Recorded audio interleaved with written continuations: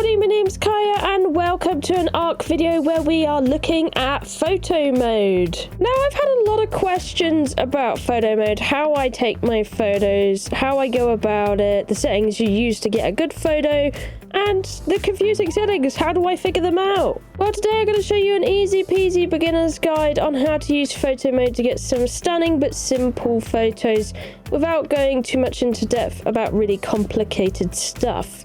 So first things first, when it comes to a photo, you want a subject to take a photo of. That can be a creature in the world, it could be one of your tames, it could be a building, it could be an environment, but my favourite, and probably what my example today will be, is a creature. So we found some raptors. I've pressed escape. We're going to toggle photo mode and have a look at our scenery. Now you're going to get this first of all in front of your face. We want to toggle the HUD visibility, so for PC that is F. It will tell you all the instructions and usability down on the bottom right on how to use it. So we double tapped it, and we're going to first want to adjust focal length so we can see. So I'm going to slide it down all the way so we can see what we are looking at. So lovely, a picture of the Tapajara there.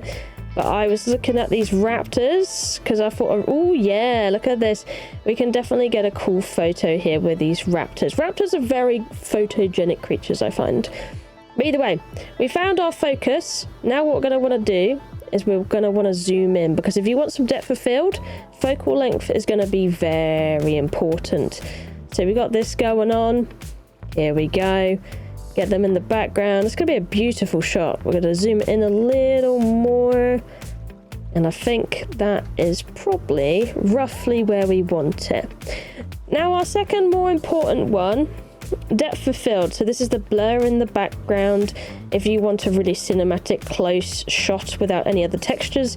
If you bring it down, it does nothing. But if you bring it up to some point, it adds blur in the background, which can make things a lot clearer, like these raptors. And then the next thing you look at is the focus distance. So it's going to be important to turn on this focal plane setting, and I want to show you examples. So you can see the blurs in the background really nice here. When we alter the focus distance, this alters this whole blue field thing. So we're going to move it back. You're going to notice when you have it behind the subject matter, it doesn't seem to blur behind like you would initially think it does. You actually need to just come in front a bit more to blur the behind subject. And it's going to matter what you have in shot as well. So if you have like a really close shot of something big, then this could be quite hard to get the blur right in the background. But with raptors, it works out pretty well. So if you move it all the way back here, doesn't really do anything. If you move it all the way in the front here, there you go, you can see it's doing something nice. So there we go, we're getting some blur going on, and I would definitely say play around with this on each and every shot you get. So now we got our focus distance right. We're going to turn off that, and I will say these four are probably the most important settings you have in here when you want to just take basic photographs and not worry about anything else. They are the most important settings you're going to need, especially when it comes to depth of field, which I feel like is a really good thing when it comes to getting close shots like this. Other important things will be down by the presets. So if we come below here, you can see exposure. So if we make this go up and down, it makes it brighter and darker. So this might be something you want to alter around as well to get your ideal brightness of the image, because it can be too bright sometimes depending on the time of day. Especially if you're doing this on multiplayer, where you don't get to use a setting we're going to talk about in just a second. You can also add effects and all that. You can add a darker background, so you can have like a really cinematic shot or something of them having a bit of a darker border on there. Sometimes I like to do that because it makes it a bit moody. You can add film grain, which I haven't really seen film grain do too much, but usually it just makes it a bit dirtier. But in ARK, I can't seem to get it to do anything. Same with chromic aberration, doesn't really seem to do anything with this. Now we've played around with our little settings here, we're going to go down to a really important setting as well, I find, which is time of day, because it really matters for photos. And let me just tell you, you can only have this in single player, so if you're multiplayer, you have to rely on getting a good time of day. But on single player, it can really help alter how a shot looks by tons. So as you can see, the lighting varies as I move this around as the times of day go in and out. So I can have a nighttime scene, I can have a daytime scene. and each hour of the day will make my photo look a lot different. So I'd highly recommend playing around with this, especially when it comes to things like thumbnails or getting good photos, because I feel like this really matters, this setting, especially when it comes to taking really good photos. So I think I'm going to put it at 1700 here, which is 5 o'clock for those not acquainted with military time and all of that. And that's pretty much where I want my photo to be, and I might want to move around a little bit more.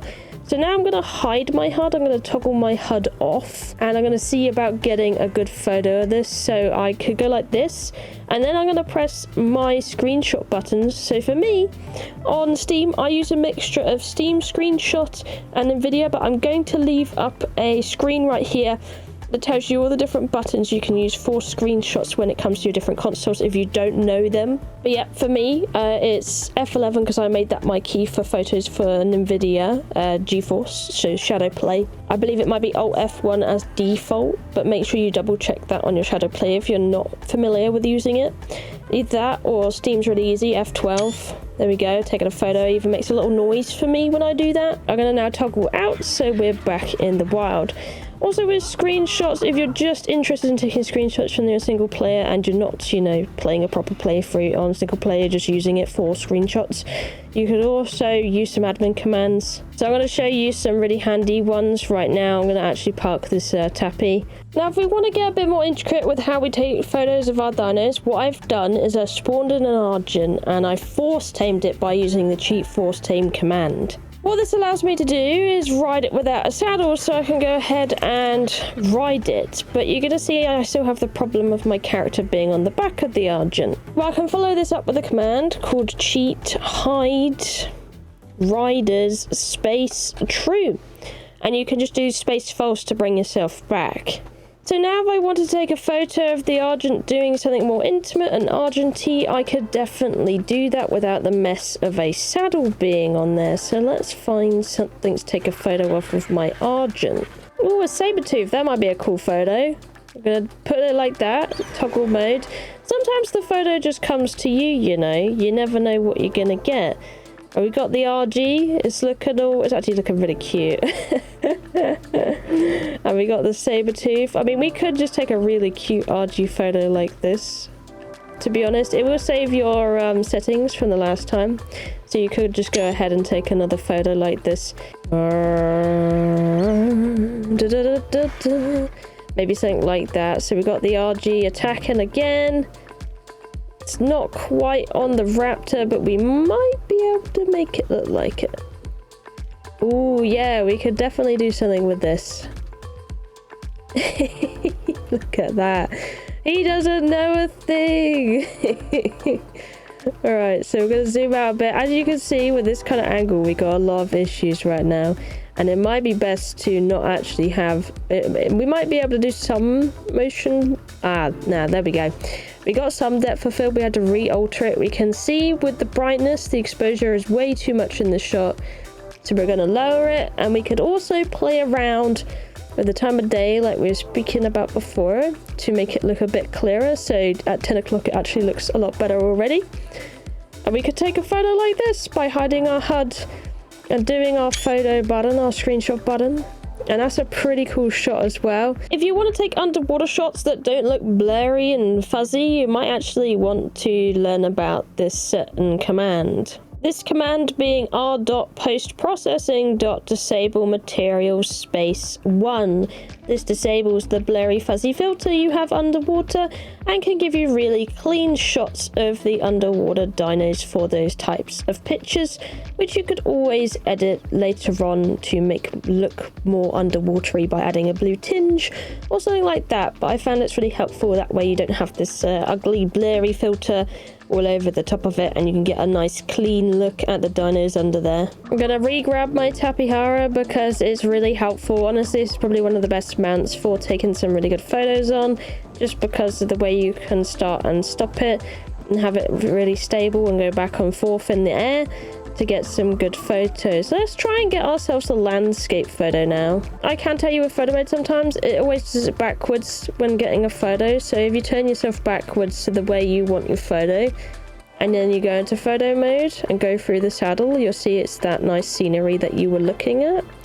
If you do it the other way, you have to turn all the way around. It's really annoying. If you want to do landscape, you're going to have to do some different stuff. So for one, you don't want your focal length to be all the way in. You don't really want to worry about depth of field as well, unless you really want some effects in that background going on. Although a lot of the time I would say it's not very good unless you have a subject in front of you, so I really don't tend to bother with it. Unless you're taking a photo of like a building or something, then you might want to consider using depth of field for that kind of thing. But for landscape, it's probably the most simple you can do. So if I just wanted a pretty landscape photo like this, I just need to adjust my focal length really, and then put myself in a nice position. You can also play around with the lenses. Let's talk a little bit about the advanced settings here. So lens settings, universal zoom will honestly be good enough for most things you want to do. You also have different camera lenses you can use for different types of zoom in. So you can play around with this to get whatever desired effect you would like. It's actually a really nice feature in there that you can use for different lenses. I mean, oh, this one's nice. The oh, yeah, you could use this one. That's quite nice as well. Get different ones like that, so you don't have to worry about zooming in and out to get this kind of shot. I mean, this looks absolutely beautiful as a 12mm. Really ideal for this landscape shot. It actually adds a lot of perspective in there, so feel free to play around with the lens settings. It's really good for landscape, I find, using the different lens settings in particular.